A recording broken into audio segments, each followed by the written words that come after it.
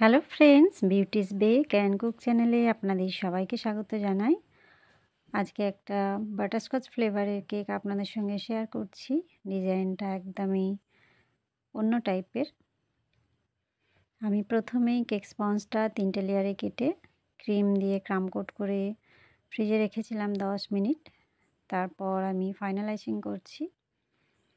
প্রতিবারেই একই প্রসেস আমি ফলো করি। ক্রাম কোটটা 5 মিনিট হলো আমি করি, মানে ফ্রিজে রাখি ক্রাম কোট করে, তারপরে ফাইনালাইজিং করি। অনেকেই হয়তো প্রশ্ন করবেন যে কেন বারবার ক্রাম কোটের কথা বলি। এটা নতুনদের জন্য আমি বলছি, কেকের যে ক্রামগুলো থাকে সেটা ক্রাম কোট না করলে ফাইনালাইজিংয়ের সময় যদি কম ক্রিম ব্যবহার করেন, ক্রামগুলো উপর দিকে উঠে আসবে আর কেকের ফিনিশিংটা দেখতে একদমই ভালো লাগবে না। সেই কারণে ক্রাম কোটটা করা।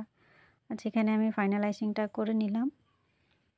এবারে আমি এখানে নিউট্রাল গ্লেজ জেল নিয়েছি, মানে যেটা পাইপিং জেল, তার সঙ্গে অরেঞ্জ কালার মিক্সড করেছি আর সামান্য একটুখানি জল মিক্সড করেছি আমি এই জেলের সঙ্গে। খুব বেশি পাতলা আমি করিনি, কেননা পুরোটাই মানে যে ড্রিপিংটা দেব সাইডে সেটা যেন পুরোপুরি নিচে পর্যন্ত না যায়, সেই জন্য আমি একটু গাঢ় রেখেছি। আমি আস্তে আস্তে একটা স্প্যাচুলা দিয়ে এটাকে চারিপাশে লাগিয়ে নিচ্ছি। খুব আলতো হাতে করতে হবে, কেননা ক্রিমটা খারাপ হয়ে যেতে পারে।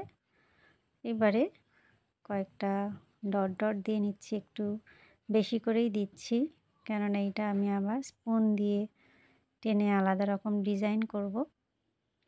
এই যে একটা স্পুন নিয়েছি, নিয়ে আস্তে আস্তে টেনে ভেতর দিকে দিয়ে দিচ্ছি।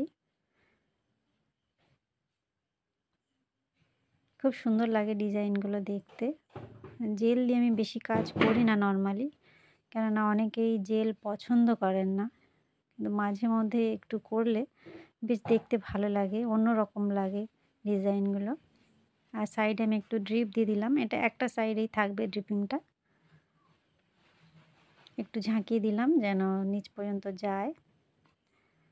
এবারে একটা বর্ডার করে নিচ্ছি। এটা হচ্ছে একদম প্লেন একটা নজেল, নাম্বারটা আমি বলতে পারছি না। এটা পাইপিং ব্যাগ কেটেও করা যায়, ছোট ছোট পার্লের মতো ডিজাইনটা হয়।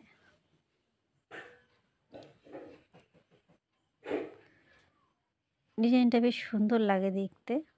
এই যে কমপ্লিট করে ফেলেছি। এবারে সাইডে দেখুন আমি কিভাবে অর্ধেক রাউন্ড করে টানছি, মানে ফ্রিল যেভাবে বানাই সেই রকম একটা সাইডে আমি ডিজাইনটা দিতে চেয়েছি আর কি। একটা ছোট সাইজে স্টার নজেল নিয়েছি আর এখানে ক্রিমের সঙ্গে অরেঞ্জ কালার মিক্সড করেছি। যেহেতু আমি জেলেও অরেঞ্জ দিয়েছি, সেই জন্য ফুলটাও অরেঞ্জ করলাম যাতে কম্বিনেশনটা ঠিক থাকে। এই যে ফুলগুলোই শুধু থাকবে এক সাইডে, আর এক সাইডে ড্রিপ থাকবে। আর মাঝখানে এই যে ডিজাইনটা করছি, এটা 2D নজেল, জাস্ট প্রেস করে একটু করে বাঁকিয়ে দিচ্ছি। এরকমই ফুল করব আমি। আর আরেক সাইডে নামটা লিখছি, পাইপিং ব্যাগ দিয়েই করছি, এটা ক্রিম দিয়ে করছি আমি। ক্যাপিটালে পুরো লম্বা করে নামটা লিখে নিচ্ছি, কারণ এখানে